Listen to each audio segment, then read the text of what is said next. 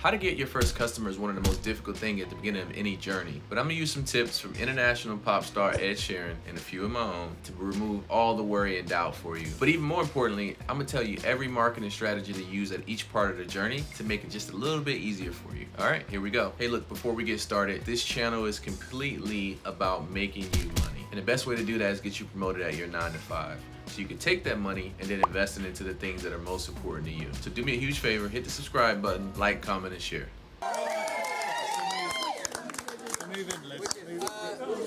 Real life pop star.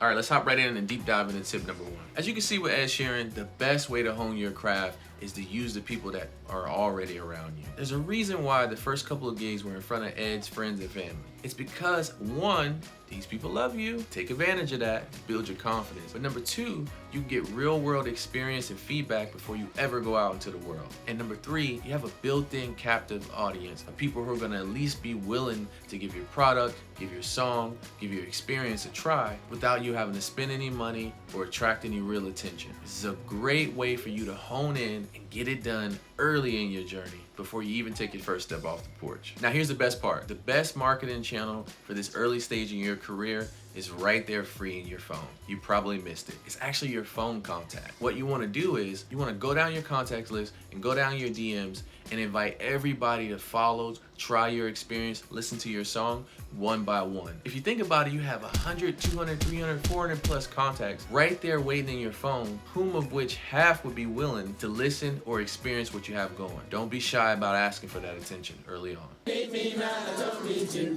You need me, man, I don't need you. You need me, man, I don't need you.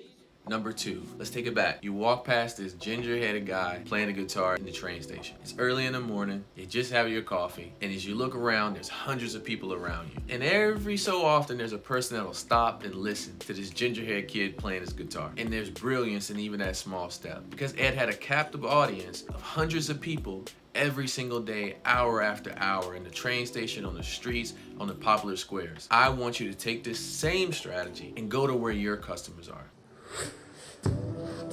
You know, obviously a lot of people can be like quite bored and irritated waiting in a busy station. It's good to get some good quality music while you're waiting.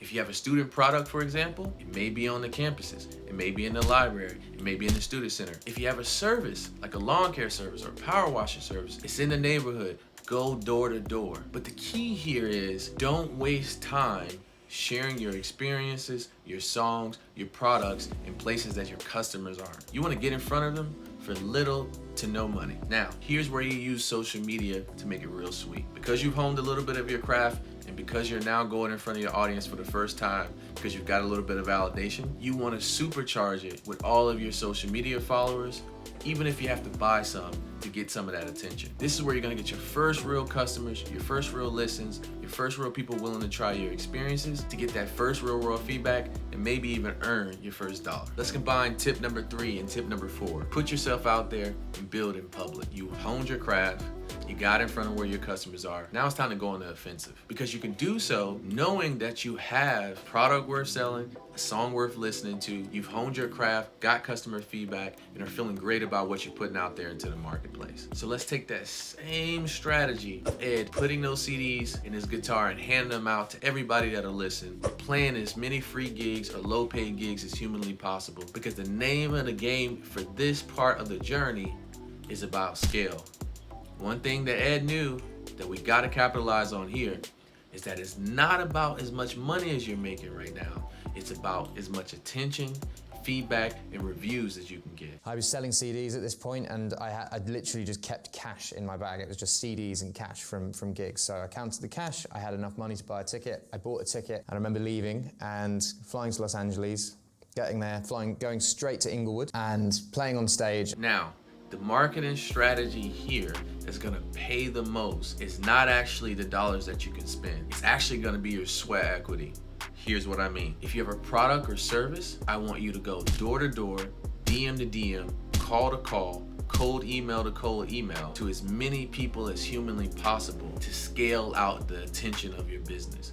Again, You're leaning on the fact that you have validation, that you honed your craft, and that you got early feedback, and something really good to offer as a result to feel confident about going on the offensive here. There's no difference between handing out CDs and making cold calls. The strategy is the same. Again, it's gonna be about sweat equity here. If you have a software product or you're looking for investors, go to as many free networking events and meet as many people as humanly possible to start to bring that attention to where you're going. Again, it's about how much sweat equity you can put in here to really make this thing go now that you got a viable product. Many people skip past this step and regret it because it is one of the most meaningful ways to scale something that has early traction. And lastly, buy your way in. Right before Ed blew up and the attention really started to go, he did a few key things even when he didn't have money. He used his popular friends from the attention that he got to buy his way into a higher quality product by recording in other people's professional studios like Jamie Foxx, or getting access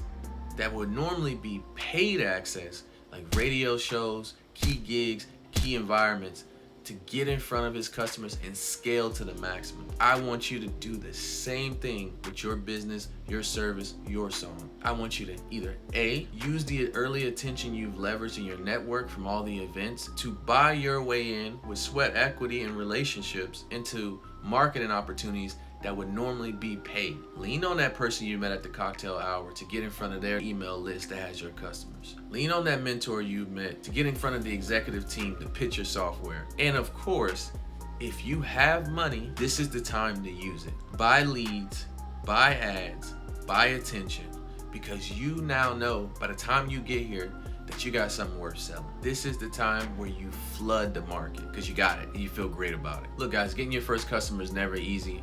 But as you can see from the experiences of Ed and from my own tips, it's super doable. It's just gonna require a little bit of time, attention, and energy. Don't be afraid to put that elbow grease in to get it done. As always, you can do anything with God and hard work. My name's RP. Peace.